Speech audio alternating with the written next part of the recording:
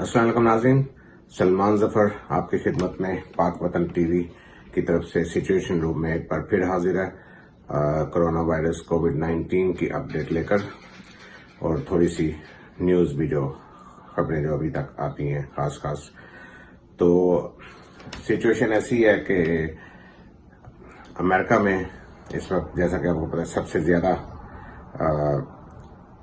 Virus के जो है पेशेंट हैं, कंफर्म केसेस हैं। तो इसी सिलसिले में आपको बताता हूं कि जो पूरे अमेरिका में जो है इस वक्त वो 1,65,661 1,65,661 कंफर्म केसेस हैं अभी तक।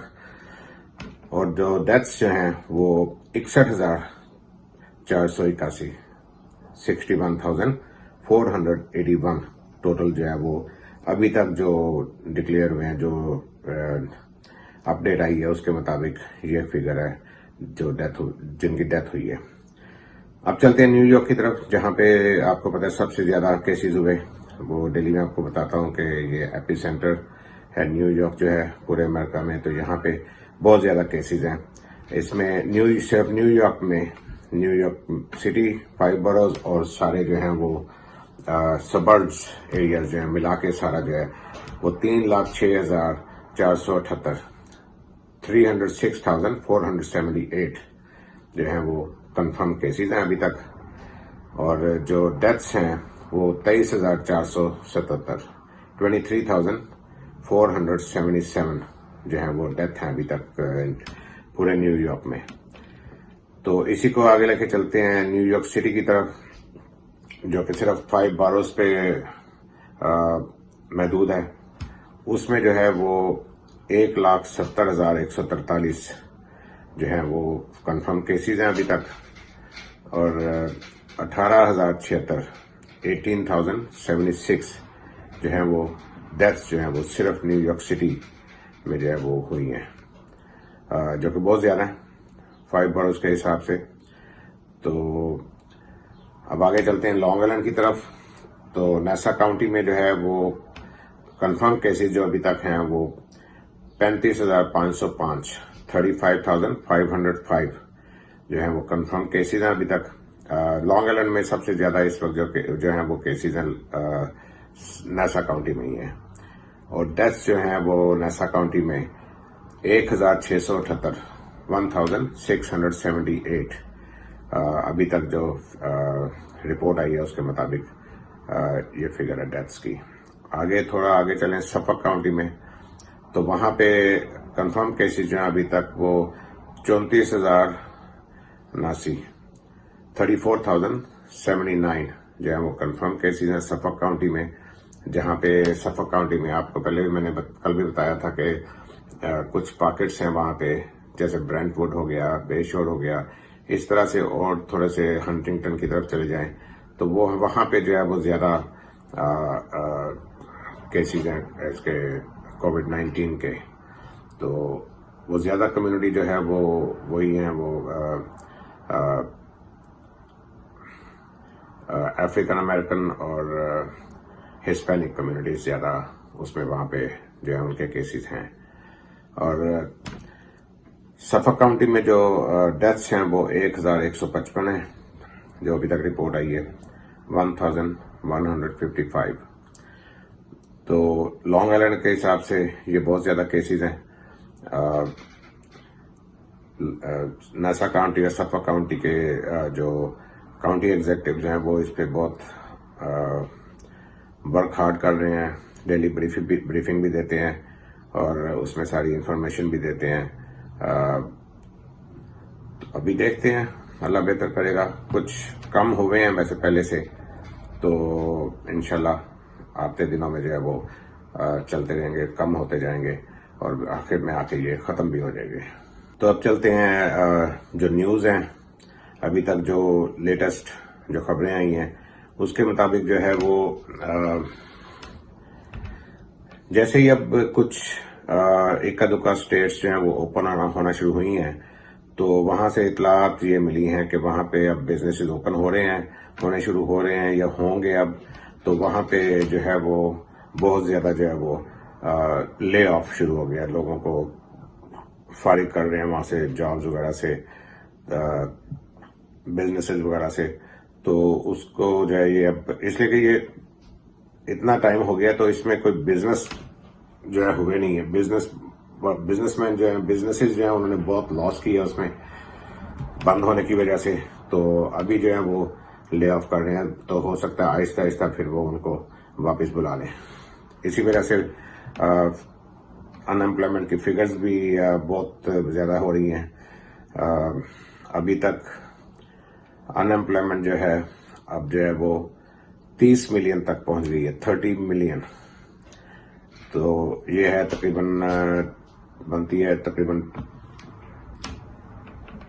12%, 12% जो है वो अनएम्प्लॉयमेंट रेट जो है वो हो गया, जो बहुत ज्यादा है। और अभी तो ये शुरू हुआ है, स्टेट्स ओपन होनी शुरू हुई हैं। जैसे न्यूयॉर्क में भी 15 मई का डेडलाइन दी हुई है ओपन करने के लिए, मगर वो ओपन होगा नहीं सारा कुछ, बल्कि उसे एक्सटेंड कर दिया जाएगा, जैसा मैंने पहले भी इस बारे में बात की है। थोड़ा सा हो सकता है थोड़ी थोड़ी बिजनेसेस जो है वो ओपन हो जाएं। बाकी वो भी जो है उनको भी गवर्नर न्यूयॉर्क ने कहा है कि वो भी प्रोटेक्शन मेजर्स जो है वो करेंगे तो ओपन होगा, वरना जो है वो ओपन करना मुश्किल हो जाएगा। तो प्रोटेक्शन तो इसके लिए बहुत जरूरी है। तो अभी देखते हैं, अब ये ओपन होगा सारा कुछ तो फिर ही पता चलेगा। मगर इसको जैसे मैंने पहले ही बताया था कि बहुत ज्यादा टाइम लग जाएगा। हो सकता है महीने भी लग जाए, मंथ्स। ये कोई इतना आसान काम नहीं होगा। इसको इसलिए कि लोग जो है उनके डर में, उनके ज़हन में डर भी बैठ गया है, फियर जिसे कहते हैं। तो उसकी वजह से जो है लोगों का जो है वो तर्ज जिंदगी वो बिल्कुल बदल जाएगा, पहले की तरह नहीं रहेगा। बहुत इसे टाइम लगेगा पहले की तरह तर्ज जिंदगी को वापस लाना, लाइफस्टाइल जो है। तो इसको देखते हैं अब आगे जाके आहिस्ता आहिस्ता इसको क्या होता है। ऊपर से जो है वो ये भी कह रहे हैं कि अगस्त के महीने में ज्यादा डेथ्स होंगी।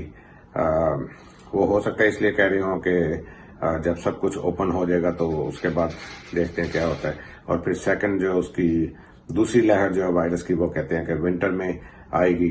तो अभी मतलब है कि बहुत मुश्किल हो जाएगा लोगों के लिए जो है वो तर्ज जिंदगी अपनी नॉर्मल करने के लिए। एक दूसरे से दूर रहेंगे लोग। तो बाकी देखते हैं इस पे फिर और तफसील से किसी वक्त भी बात करेंगे।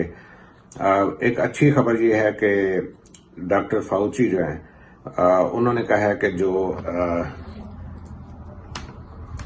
गिलियर्स की जो रेमडेसिविर जो मेडिसिन है, वो जो है मेडिकेशन वो इसके लिए टेस्ट कर लिया सब पूरी तरह, वो से जो अप्रूव कर दिया उन्होंने।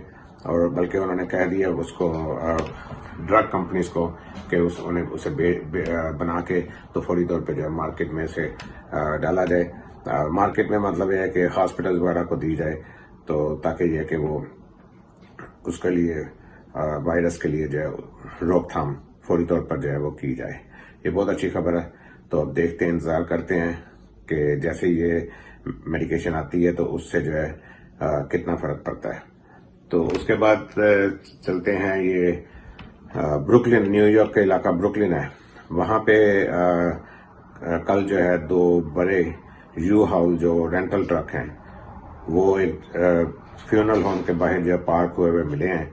और वो ट्रक जो होते हैं वो कोई रेफ्रिजरेटर या फ्रीजर ट्रक नहीं होते, वो सिर्फ रेगुलर ट्रक होते हैं। तो वहां पे जो है वो डजन्स 30 से ऊपर जो है डेड बॉडीज उसमें मिली हैं, जो एक दूसरे के ऊपर उन्होंने स्टैकअप की हुई थी। Very sad news. तो इसको जो है वो